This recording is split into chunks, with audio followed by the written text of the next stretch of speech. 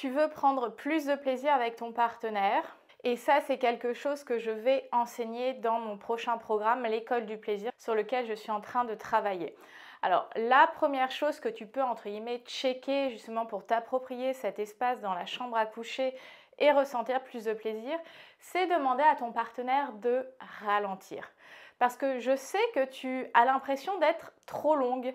Sauf que tu vois, des fois, tu vas passer 30 secondes à la salle de sport sur un exercice qui te met en PLS et tu vas te dire c'est trop long. 30 secondes dans la chambre à coucher, c'est pas tellement long, tu vois. Donc on a un petit peu cette idée en tant que femme qu'on met trop de temps par rapport aux hommes, mais ça c'est parce qu'on imagine notre sexualité à travers le prisme de la sexualité masculine. Sauf que notre sexualité et notre plaisir ne s'organisent pas sur les mêmes codes. Donc le fait de demander de ralentir, ça va te permettre de plus te détendre, plus ressentir et d'être stimulé plus longtemps, non pas parce que tu as besoin de plus de stimulation, mais parce que ton corps fonctionne sur des timings différents. Donc c'est pas plus ou moins, c'est simplement respecter le rythme de ton corps. Donc le fait de ralentir te permet d'être un petit peu plus suspendu à ses baisers, suspendu à ses caresses, et donc ça vient réérotiser cet espace de l'intime. Un deuxième point que j'observe, mais que beaucoup de femmes, j'ai l'impression, n'osent pas trop demander dans la chambre à coucher, c'est d'être plus embrassée, plus caressée. C'est-à-dire que justement dans cette idée de « ah, j'ai peur d'être trop longue », on va réduire les temps de stimulation non génitale, c'est-à-dire les baisers sur tout le corps, et pas juste le visage, la poitrine et le sexe, mais vraiment tout le corps, les épaules, les bras, le dos, les jambes, les cuisses, nanani nanana. Tout ton corps hétérogène et on n'utilise même pas, 10% de sa capacité sensorielle, sensuelle. Ose demander d'être plus embrassé, ose demander d'être plus caressé en dehors des zones génitales. Parce que tout ça va mettre ton corps dans un état d'excitation beaucoup plus global, ça va même te faire découvrir, voire redécouvrir des sensations. Et finalement, tu sors un peu de ce paradigme de la performance, de absolument l'orgasme, il faut que j'ai l'orgasme assez rapidement, alors que le plaisir, c'est les sensations que tu vas ressentir dans ton corps. Le plaisir, c'est pas juste l'orgasme, c'est pas juste ça le plaisir. Le plaisir, c'est le moment où tu sens, la bretelle de ton soutien-gorge glisser le long de ton bras, le moment où tu le sens souffler contre ton oreille.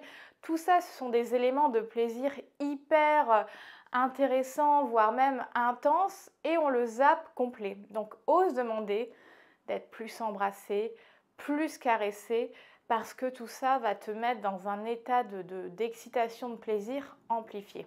Un point aussi que je trouve intéressant de demander dans la chambre à coucher, qui n'est pas directement lié à nous, mais plutôt à notre partenaire, et qui a quand même une place assez importante dans notre plaisir, vous allez me dire, mesdames, demandez à ton partenaire de faire plus de bruit dans la chambre à coucher. Qu'est-ce que c'est agréable, n'est-ce pas, d'entendre son partenaire prendre son pied, de gémir, de grogner, de souffler à notre oreille, à quel point c'est bon. Un homme expressif, ça va énormément amplifier ton plaisir parce qu'en fait, ça te permet de déconnecter ton cerveau. Parce que ton cerveau, dans ces moments intimes, il est toujours là. Bon, est-ce que tu fais les choses bien? Est-ce qu'il aime ce que tu es en train de lui faire? Est-ce qu'il apprécie le moment? Donc, tu es focalisé sur son plaisir. Et plus tu es focalisé sur son plaisir, moins tu es focalisé sur ton plaisir. Tu t'appropries pas tellement cet espace.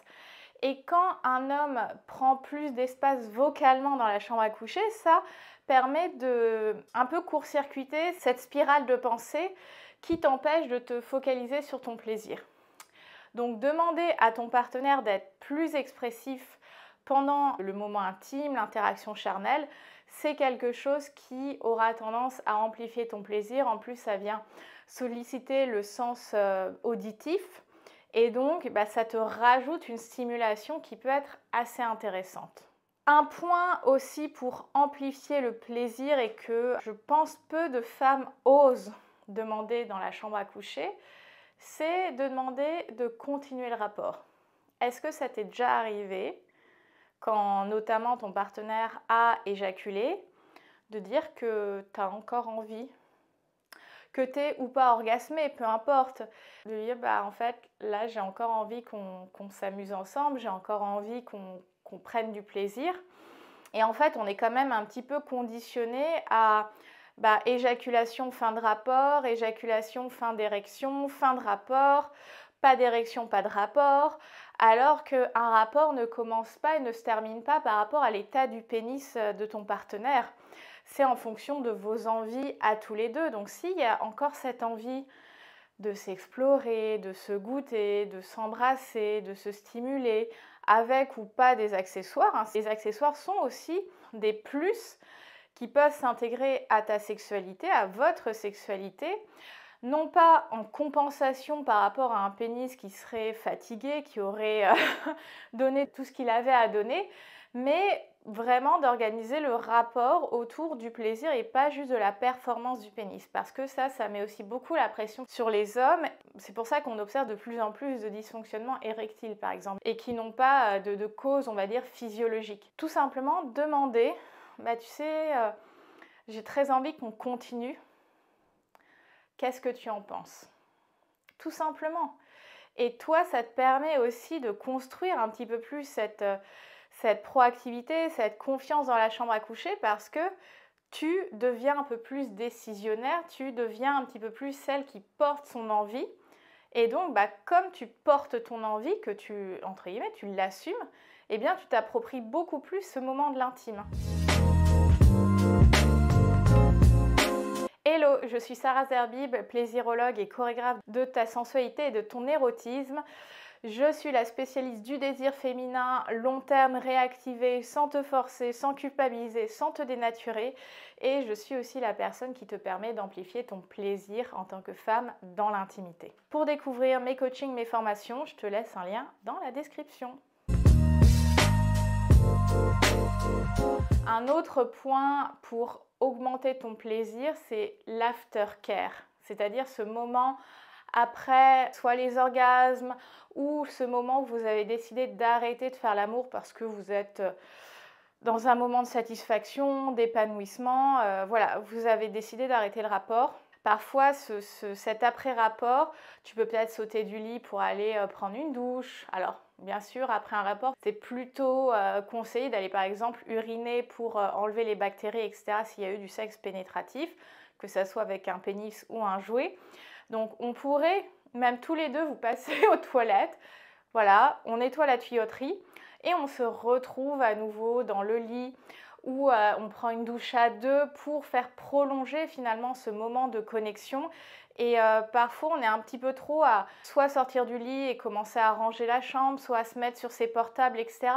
Et on passe d'un moment où on était extrêmement connecté, charnellement, émotionnellement, psychologiquement, à un moment de déconnexion. Ça peut être parfois un petit peu dur à vivre ce type de moment post-coïtal, comme on pourrait dire, ou post-sexe, parce que finalement on s'est mis dans un état de grande vulnérabilité et on ne s'accompagne pas toujours suffisamment à revenir dans un état un petit peu plus de conscience, un petit peu plus ok, on sort de ce moment voilà, d'intimité plus, on se rassemble un peu, on peut peut-être partager quelques paroles, des compliments, des mots d'amour, on peut rire ensemble et en fait ce moment d'aftercare il est super important et on a tendance un petit peu à le négliger. Autorise-toi à demander à t'accrocher un petit peu comme un koala et bien sûr avec le consentement de l'autre, mais voilà, d'être un petit peu plus intentionnel dans ce moment de l'après, parce que des fois on pense à l'avant, on pense au pendant et pas trop à l'après, alors que toutes ces phases qui amènent à l'intimité et qui clôturent entre guillemets les moments vraiment actés de l'intimité, c'est des moments de transition et ils sont importants ces moments de transition.